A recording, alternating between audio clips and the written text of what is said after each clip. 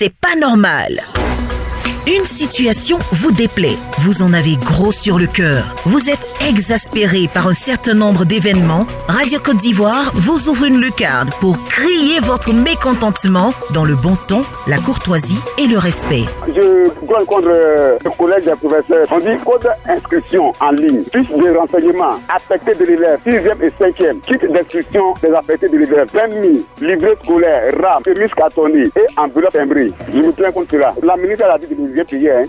Voilà, c'est pas normal ici. C'est moto GD. Moto, ça fait accident, ça tue. Mais les enfants, la maman justice, c'est quand ils les parlent. Ils ne vous écoutent non pas. Donc, vraiment, je voulais passer par vous pour lancer un message aux communautés. Il n'est pas vraiment voir les enfants. Pas chef de brigade du sous-préfet là, le maire est là. Mais ça vit tous les jours. Il y a quelque chose qui ne va pas du tout. Les lampadaires ne sont pas éclairés. Aujourd'hui où je vous parle, je peux dire que l'éclairage public n'en ont pas. Le village est dans le noir. Voilà, donc vraiment, en tout cas, on demande pardon. À venir arranger notre lampadaire, c'est mon cri de cœur.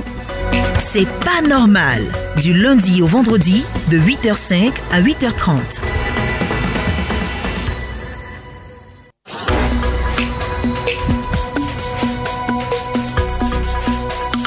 Merci d'écouter Radio Côte d'Ivoire. Nous sommes numéro 1 sur l'info et le sport. Bienvenue à ce 3e numéro spécial de C'est pas normal. Aujourd'hui, nous recevons Monsieur Boafou Eugène, directeur du contrôle de l'exploitation et du patrimoine de l'ONEP, entendez Office national de l'eau potable, pour apporter des réponses aux préoccupations des populations sur les questions liées à l'eau, des préoccupations qui ont été longuement décriées ici dans C'est pas normal sur Radio Côte d'Ivoire. Monsieur Boafou Eugène, bienvenue. Merci d'être avec nous. Oui, merci à vous et au nom de M. Berté Ibrahima, directeur général de l'Office national de l'eau potable ONEP. Je tiens à vous remercier pour cette invitation. 2 mots sur l'ONEP. L'Office national de l'eau potable, c'est une société d'État créée pour faire en sorte que tout Ivoirien, où il se trouve, puisse avoir accès à l'eau potable et de faire en sorte que tout Ivoirien ait le service de qualité. Merci beaucoup. Nous sommes très heureux de vous recevoir. Donc, c'est nous qui vous remercions. Alors, avec vous, nous répondrons donc aux questions liées au coût des compteurs, aux besoins en château d'eau, en réparation de pompes villageoises et aux préoccupations aussi liées à la qualité de l'eau en Côte d'Ivoire. Remerciements spéciaux au cabinet du Premier ministre et au CICG. Monsieur Boafou, tout de suite, la première préoccupation qui a retenu notre attention est celle de monsieur Yacouba Yeo, qui appelle régulièrement de Boaké. On n'a pas de l'eau dans le quartier Maroc. Les puits sont en train de sécher. On a besoin de châteaux d'eau. Ok.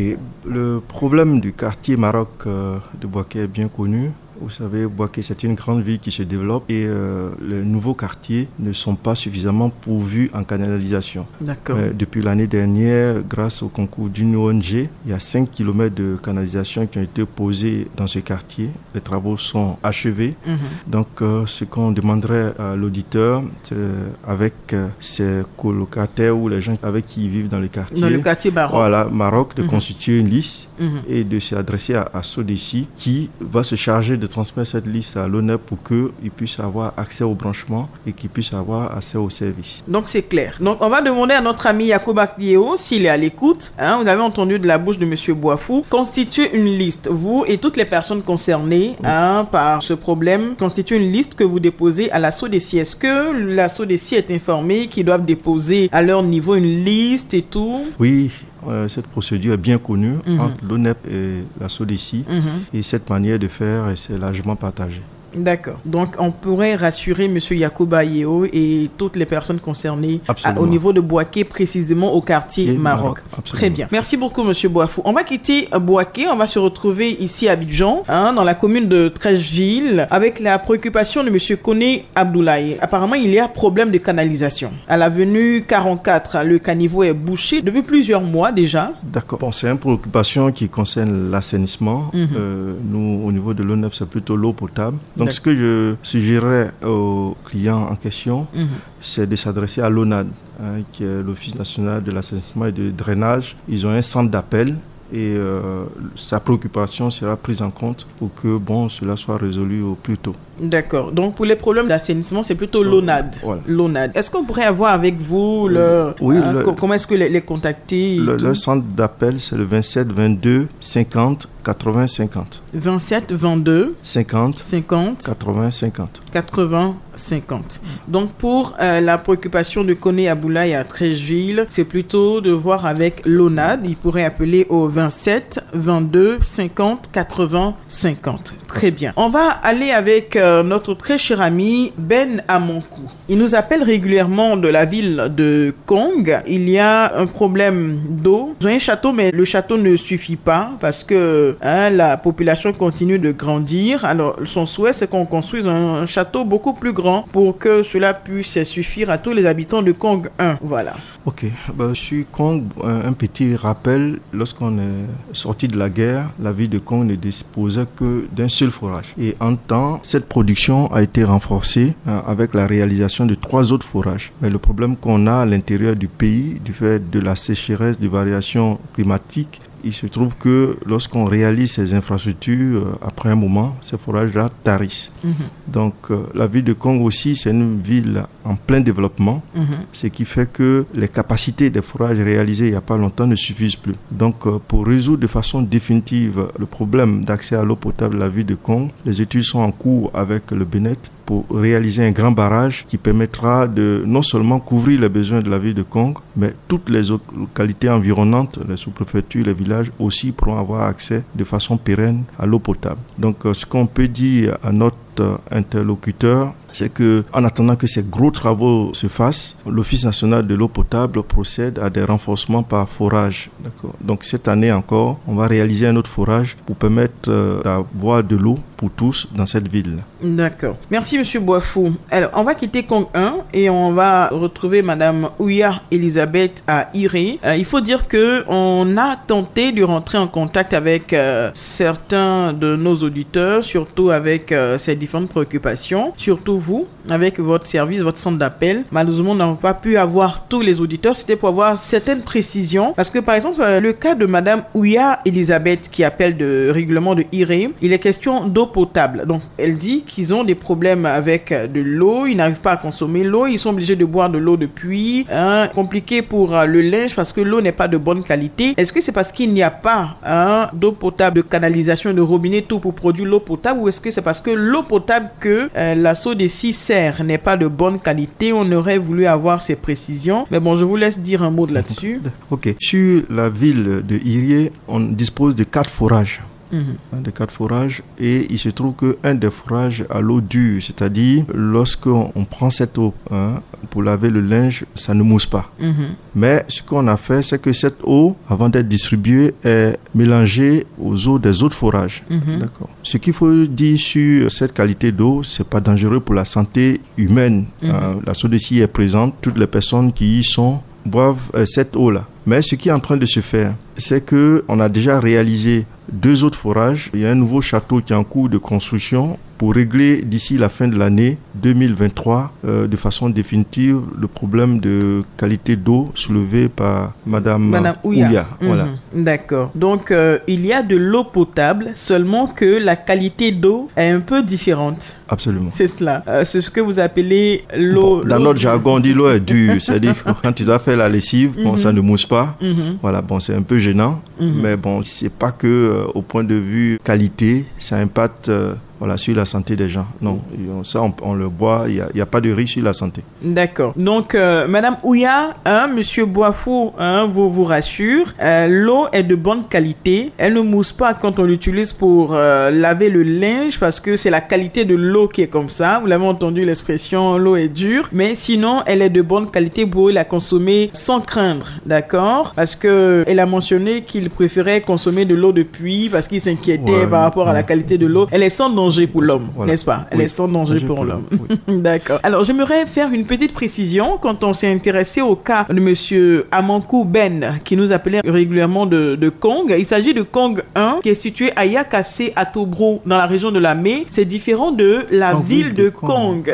Si. Voilà. C'est nous qui lui avons fait la précision. Donc, il s'agit de Yakassé à Tobro. Okay. Voilà. Kong 1 et non la grande ville de Kong qu'on connaît. D'accord. Donc, certainement qu'on va revenir sur les préoccupations parce que forcément la réponse est différente. Kong là-bas avec ses réalités et Yakassé à Tobro également avec ses réalités. Alors, monsieur Boafou, on va poursuivre et cette fois-ci vous faire écouter un élément sonore avant de répondre à la préoccupation de cet auditeur-là. Zoumana Bamba, quand tu regardes l'immense travail que le président de la République a fait au niveau des forages ou au niveau de la SODECI, c'est-à-dire que manque abondamment de l'eau ici. Mais la population a des difficultés pour avoir son compteur d'eau. Le coût est trop. Pour un domestique, il faut dépenser plus de 5 000 francs pour avoir un compteur d'eau. J'appelle pour interpeller l'ONEP ou peut-être l'État de Côte d'Ivoire. Je demande que l'État essaie de faire des subventions pour que la population puisse se procurer d'un compteur d'eau. Mais Zoumana, et vous payez plus de 100 000 pour avoir un compteur à main. 160 000 comme un domestique. Monsieur Boafou, voici donc la préoccupation de monsieur Zoumana Bamba depuis moi. Il est à préciser que l'État de Côte d'Ivoire, dans sa politique sociale, au niveau du secteur de l'eau, met en place ce qu'on appelle les branchements subventionnés. Et ces dispositions existent depuis une trentaine d'années. Ce qui s'est accéléré ces dernières années-là avec le programme social du gouvernement où on permet aux citoyens d'avoir accès à l'eau via un branchement où ils ne payent pas le coût du branchement, où la personne n'a qu'à payer 10 000 francs qui correspond à la caution aux frais de dossier. Le prix normal du branchement, comme le dit, c'est autour de 167 000 francs. D'accord. Donc, quelqu'un qui construit un immeuble, une villa, tout. Maintenant, la politique sociale, c'est pour permettre aux citoyens, à la population aux revenus modestes, d'avoir accès au branchement. Et il faut dire que ces 3 dernières années-là, c'est environ 100 000 ménages, je dis bien 100 000 ménages, qui ont accès au service d'eau par le biais des branchements subventionnés. C'est autour de 10 milliards par an. Donc, à notre interlocuteur, les dispositions existent. C'est, comme je l'ai dit tout à l'heure sur Boaké. Voilà. Dans le quartier où ils sont, ils se constituent en liste. Ils adressent leur demande à la SODECI qui va acheminer à l'ONEP et c'est traité de façon diligente pour que ceux qui en font la demande et qui remplissent les conditions aient accès au plus vite au service par le biais des branchements subventionnés. Donc c'est forcément la seule voie, se constituer en... Ils s'adressent à la SODECI parce que c'est la SODECI qui réalise les branchements sur eux, voilà. Et cette demande-là nous est adressée à l'ONEP, d'accord. Et le directeur général de l'ONEP donne son accord et la SODECI réalise ces travaux-là. D'accord. Donc dans le cas de Zoumana Bamba, s'ils sont, je dis, pêle-mêle, s'ils sont 3000 dans cette situation, ils font la liste de 3000 personnes qui ont besoin de compteurs subventionnés et ils adressent cette liste-là à la SODECI. La SODECI va faire suivre à l'ONEP, au directeur général de l'ONEP, et vous allez aviser. Si vous validez, ils auront leur compteur subventionné. Ça va coûter combien? 10 000 francs. 10 000 francs. Voilà. D'accord. Alors, c'est très bien. Donc, comme je disais, c'est la seule voie, c'est le seul moyen pour qu'ils puissent avoir les compteurs subventionnés. Il faut absolument qu'ils se constituent en groupe de personnes et tout. Il n'y a pas d'autres procédures assez simples? Ou de façon individuelle. Parce que, vous savez, il peut s'adresser au directeur général de l'ONEP. D'accord. Je le dis parce qu'on est à l'intérieur du pays. Les parents, ils sont planteurs, cultivateurs et tout. Ils n'ont pas vraiment le temps de faire des listes, d'écrire. C'est un exercice un peu compliqué. Est-ce qu'il y a une autre manière à laquelle vous avez pensé pour leur faciliter la tâche? Avant de vouloir, c'est un service qu'on demande. D'accord. Il y a un contrat qui s'ensuit. Donc, il y a toujours une demande. Donc, où qu'on se trouve, l'interlocuteur direct, c'est la SODECI. Je veux un compteur. Donc, il s'adresse à la SODECI. Et par sa demande, d'accord, la SODECI rapatrie cette demande-là au niveau de l'ONEP qui donne son accord. Voilà.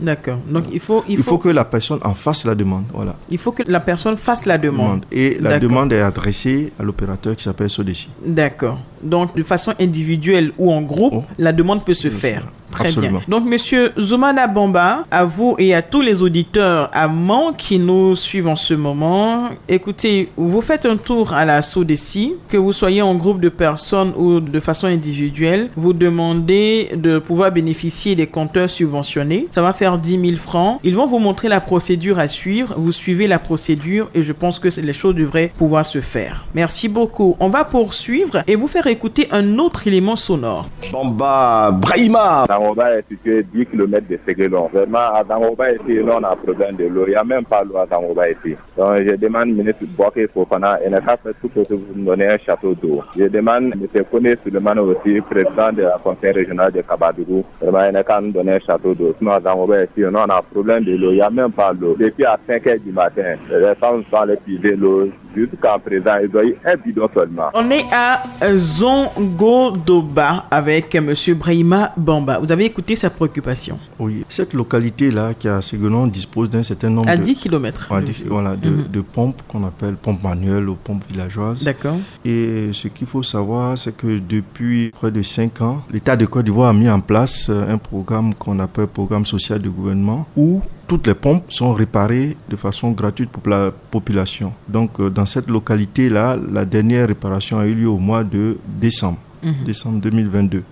Bien sûr, l'interlocuteur demande qu'on leur donne un château. On peut leur assurer que l'étude en cours, parce qu'avant de faire ces ouvrages-là, il y a un minimum d'études où on va trouver l'eau, où on va mettre le château. Donc, le processus est enclenché et on espère répondre de façon favorable à la requête des citoyens dans les délais les meilleurs. Voilà. D'accord. Voilà. Dans les délais les meilleurs, je n'ai pas envie de forcer les choses dans quelques mois. Non, quelques mois, c'est un peu trop tôt. D'accord.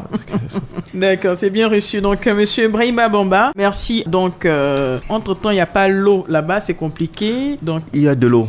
Comme je l'ai dit, là-bas, il y a, je crois, 4 pompes. 4 pompes. Voilà, d'accord. Et la dernière a été réparée parce qu'une pompe, ça marche et ça tombe en panne. C'est pour cela que le PS Gouv est mis en place pour que, à chaque fois qu'il y a une panne, il y ait des techniciens qui aillent réparer pour que les gens ne manquent pas d'eau. D'accord. Donc, la population grandissant... Donc, entre-temps, ils pourraient utiliser des forages. Voilà. D'accord. Voilà. Très bien. Est-ce que l'ONEP ne peut pas aller distribuer l'eau pour faciliter la tâche aux mamans? Parce que 4, quand même, c'est insuffisant pour ce monde. Oui, c'est pour cela qu'ils ont fait la requête d'avoir un château d'eau où chacun aura de l'eau à domicile par le compteur. Mais ça va venir. En attendant, l'ONEP ne peut pas distribuer de l'eau.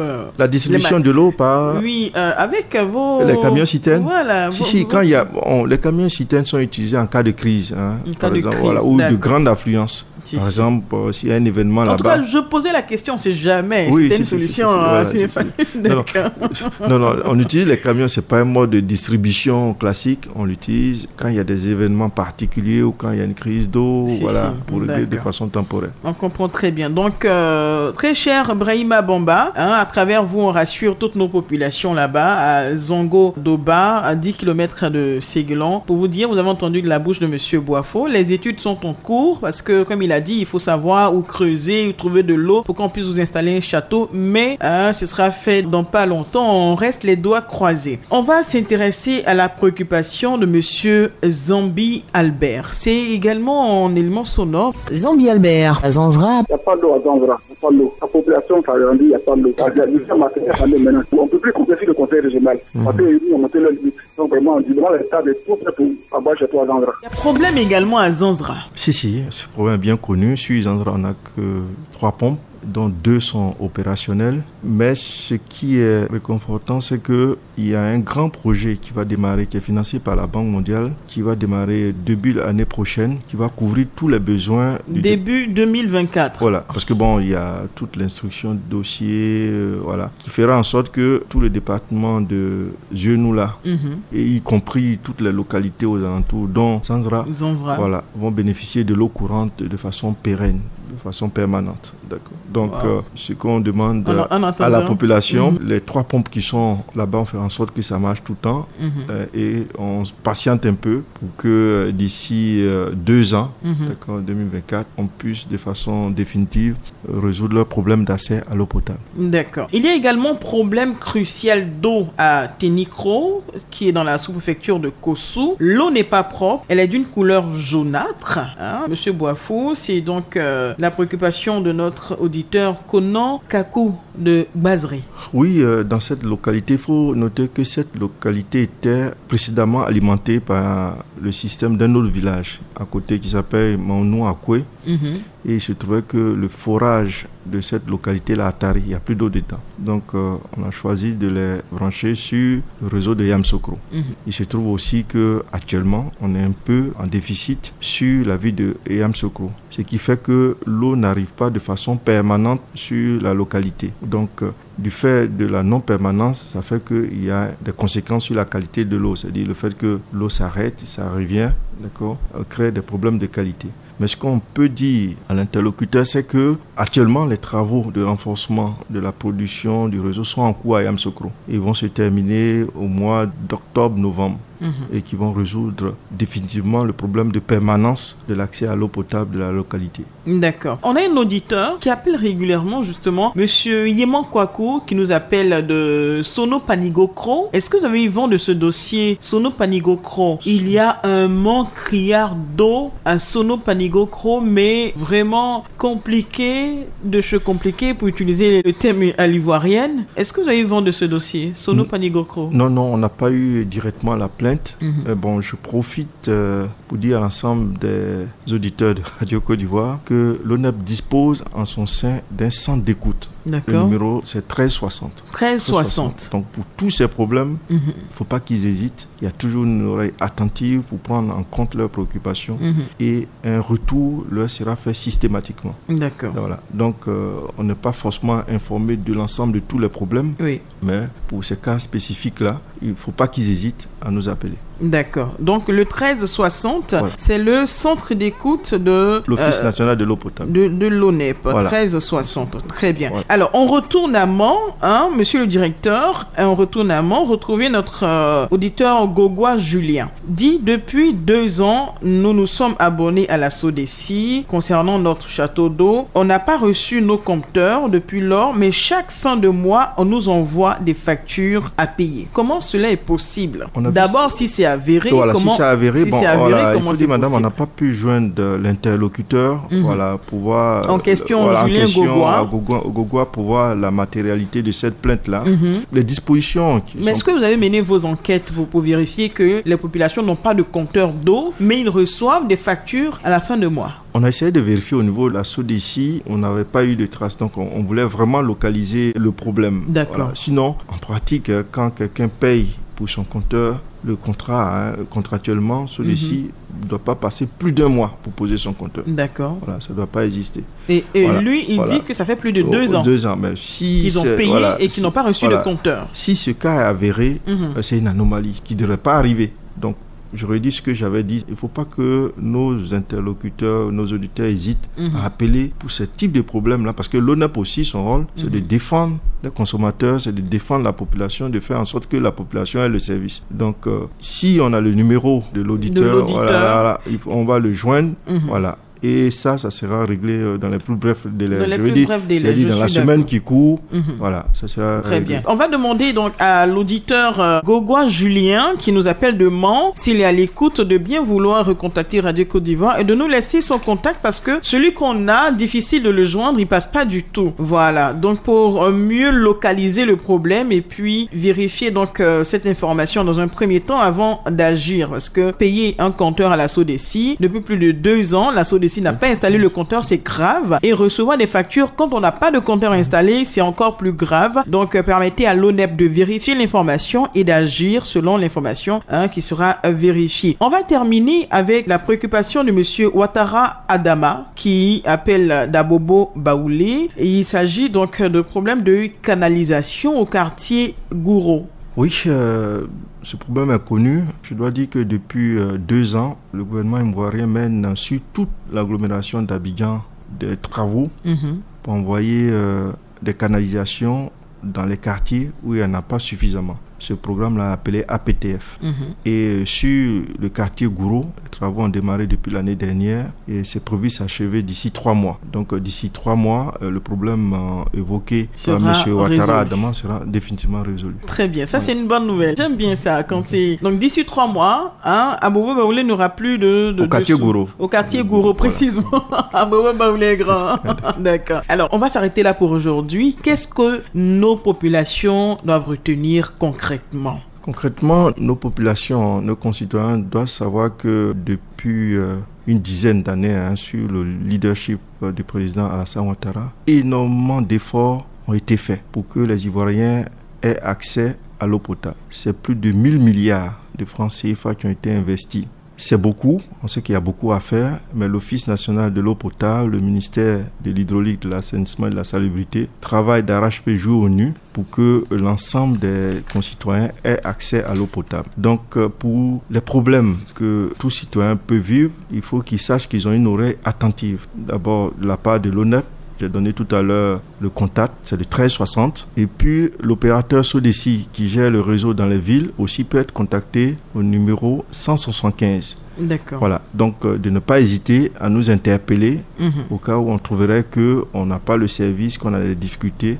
Toute l'équipe du ministère de l'hydraulique, de l'assainissement et de la salubrité ainsi que l'ONEP, on se tient à leur disposition pour pouvoir apporter une solution la plus diligente possible. Merci beaucoup. Petite préoccupation avant de vous laisser partir. La sécheresse pointe de nez, on n'est pas très loin. Est-ce qu'il y a des mesures préventives qui ont été prises? Parce que bientôt, quand ça va commencer à tarir de partout, il y aura encore de plus gros problèmes d'eau. Oui, les mesures préventives, bon, la pluie, on n'a aucune emprise sur la pluie, mais ce qui nous incombe, c'est de maintenir nos installations pour qu'elles puissent délivrer le service. Donc, au niveau des villes où il y a l'eau courante, la SODECI est organisée pour intervenir le plus rapidement possible. Maintenant, au niveau des villages ou des campements où il y a les pompes villageoises, il y a toute une équipe qui est organisée pour intervenir le plus rapidement possible. Et puis, troisième chose, c'est que l'ONEP dispose de camions-citernes pour parer aux situations de crise. Donc ces camions sont basés en région, il y a d'autres à Abidjan et ils font en sorte que lorsqu'il y a des problèmes de crise d'eau, on intervient assez rapidement. Donc voici quelques dispositions qu'on prend pour faire face à des risques qu'on peut avoir à ces périodes de sécheresse. D'accord, donc on n'aura pas à Yamé 1 ou à Yamé 2 cette année. À Yamé 1, c'est le barrage hydroélectrique que gère la CIE. Bon, ça c'est nos collègues du secteur électricité qui sont concernés. Donc on n'aura pas trop de soucis parce que vous allez anticiper sur les problèmes quand le moment de la sécheresse sera venu. Oui.